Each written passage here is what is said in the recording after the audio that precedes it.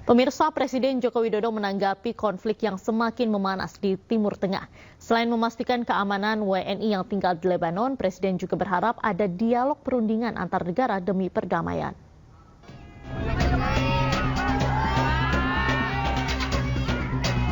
Presiden Joko Widodo menanggapi konflik yang terjadi di Timur Tengah.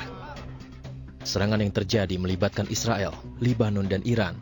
Peristiwa ini meneruskan serangan-serangan yang terjadi juga di Gaza, Palestina sebelumnya.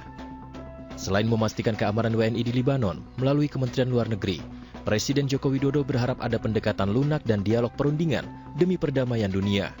Ya, memang kalau semua negara melakukan pendekatan lunak, melalui dialog, melalui bertemu, melalui komunikasi yang baik, saya kira peristiwa di Palestina, di Gaza, di Lebanon bisa kita hindari. Saya kira memang dialog adalah jalan satu-satunya untuk menyelesaikan konflik yang ada di Gaza, di Lebanon, Israel dengan Palestina, Israel dengan Hizbullah, Iran dengan Israel. Saya kira harus diselesaikan di meja perundingan dan semua harus menahan diri untuk tidak memperbesar eskalasi yang ada. Ya. Pak, mengenai evakuasi WNI yang jemput selanjutnya bagaimana, Pak? Menlu sudah melakukannya melalui pendekatan kementerian. Sejauh ini Kementerian Luar Negeri Indonesia telah melakukan evakuasi 25 WNI dari Lebanon.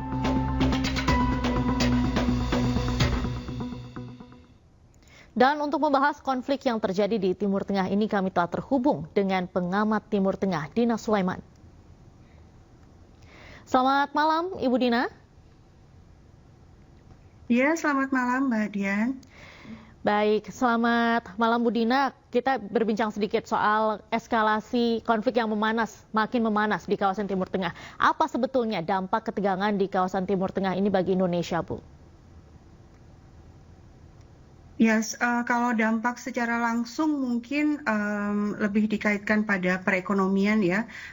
Biar bagaimanapun Timur Tengah adalah sumber minyak, kemudian juga jalur-jalur distribusi minyak dunia itu melewati kawasan Timur Tengah, Selat Hormuz misalnya. Sementara Indonesia juga kan adalah net importer minyak, sehingga dari sisi perekonomian, saya pikir hampir semua negara di dunia ini akan terdampak seandainya konflik di sana terus tereskalasi. Tapi kalau secara politik mungkin belum akan terlihat dengan jelas, karena dari sisi politik kan Indonesia sebenarnya bukan pihak yang terlibat langsung ya dalam konflik ini. Indonesia lebih memainkan peran sebagai negara yang berusaha untuk deeskalasi konflik atau memediasi ya secara tidak langsung agar ketegangan di sana bisa berkurang. Baik, Ibu mengingat posisi Indonesia ini kan sebagai salah satu negara yang cukup gencar, bahkan paling gencar mendukung Palestina begitu.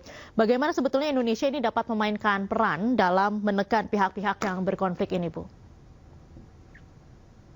Ya, sebenarnya yang dilakukan oleh Indonesia selama ini tidak banyak berubah ya, dalam arti tetap konsisten sejak awal Indonesia di era Presiden Soekarno sampai hari ini, yaitu selalu membela Palestina dengan cara dua langkah. Yang pertama, bantuan diplomatik. Kita melakukan dukungan lewat forum-forum internasional, terutama di PBB, dan yang kedua dengan bantuan kemanusiaan. Nah, tapi sebenarnya ada cara ketiga yang sebenarnya penting untuk dilakukan, yaitu dengan memberikan tekanan ekonomi, dan ini belum pernah kita lakukan sebenarnya. Padahal sangat jelas dalam situasi seperti ini, satu-satunya cara untuk deeskalasi konflik, satu-satunya cara bahkan untuk menghentikan konflik ini adalah dengan memutus jalur logistik dari pihak yang berkeras untuk melanjutkan perang, yaitu Israel. Nah, gimana cara memutuskan logistik itu? Ya, karena kan perang itu butuh logistik, butuh dana. Seandainya perekonomian dari pihak yang berkeras untuk perang itu terhambat, terganggu, tentu akan menyulitkan untuk berlanjut. Nah, gimana caranya untuk memutuskan logistik ini? Ya tentu dengan memberikan tekanan ekonomi, baik Indonesia maupun negara-negara lain sedunia. Dan ini sebenarnya pernah juga dilakukan oleh komunitas internasional di tahun 80-an itu, ketika waktu itu di Afrika Selatan ada rezim apartheid. Ya, nah dulu negara-negara sedunia itu kompak untuk melakukan boikot ekonomi terhadap rezim apartheid di Afrika Selatan sampai rezimnya tumbang dan berdirilah rezim atau pemerintahan baru yang demokratis yang menegakkan hak-hak secara setara antara kulit putih dan kulit hitam di Afrika Selatan. Dan skenario ini sebenarnya sekarang banyak pemikir, banyak pengamat politik yang berusaha menyampaikan kepada para pemimpin dunia, ayo dong diulangi lagi skenario Afrika Selatan ini untuk menghentikan berlanjutnya serangan-serangan Israel baik di Palestina maupun sekarang yang sudah melebar ke Libanon dan Suriah juga. Baik, tadi kan Ibu sempat menyinggung soal untuk menerapkan tekanan ekonomi untuk memutus logistik ke Israel begitu. Apakah kondisi ini akan membuat ekonomi global malah makin terpuruk begitu, Bu? Saya pikir tidak ya, karena perekonomian akan tetap berjalan gitu, selalu ada substitusi gitu. Seandainya kita misalnya, ya data dari Kementerian Perdagangan sendiri kan menunjukkan bahwa meskipun kita tidak punya hubungan diplomatik dengan Israel, tapi perdagangan Indonesia dan Israel itu angkanya ternyata tinggi kan. Nah, seandainya kita melakukan tekanan itu, menghentikan ya minimalnya mungkin sementara sampai akhirnya Israel mau menghentikan genosidanya di Gaza misalnya seperti itu, kan bukan berarti tidak ada substitusi ya, kan bisa tetap melakukan perdagangan dengan barang yang sama dari negara lain. Sehingga dan kalau misalnya kita justru bisa menggantinya dengan produk dalam negeri, justru akan menguntungkan produsen dalam negeri juga gitu ya. Baik, Bu Dina, mungkin sebelumnya Bapak Jokowi kan juga sempat menanggapi soal eskalasi di konflik di Timur Tengah ini seperti apa. Dan beliau juga menyebutkan bahwa diperlukan adanya dialog antar negara untuk perdamaian. Menurut Bu Dina, bagaimana Anda melihat kemungkinan adanya intervensi internasional atau mungkin upaya diplomatik yang diterapkan begitu untuk meredakan ketegangan konflik ini?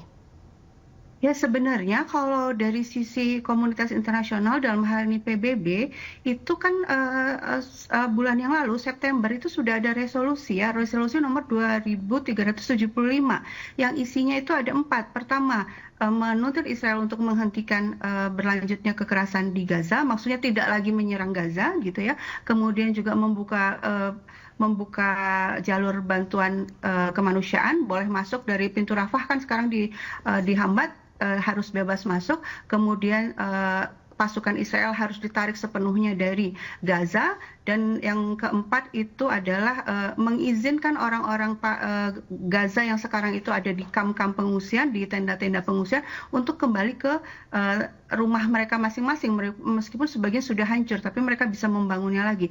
Nah, yang 4 ini kan sebenarnya sudah kehendak dari mayoritas negara anggota PBB, kan disetujui oleh 124 negara. Nah, seharusnya mekanismenya harusnya ini juga dibawa ke Dewan Keamanan PBB, karena Dewan Keamanan PBB lah yang bisa menetapkan dibentuknya pasukan perdamaian. Nah, ini kan sudah kehendak kita semua ya, sudah kehendak mayoritas masyarakat dunia untuk menghentikan ini. Tapi masalahnya mekanisme di PBB tidak semudah itu ternyata. Harus ada persetujuan dari Dewan Keamanan PBB untuk membentuk pasukan perdamaian. Nah, nanti pasukan perdamaian inilah yang akan diterjunkan ke lapangan ya untuk menjaga perdamaian. Baik. Cuma mekanismenya kan kita tahu bagaimana Amerika Serikat selalu saja memveto resolusi-resolusi yang menguntungkan perdamaian. Ya. Baik, terima kasih banyak Ibu Dina atas informasinya dan telah bergabung dengan Ayu sore hari ini. Ya, sama-sama terima kasih.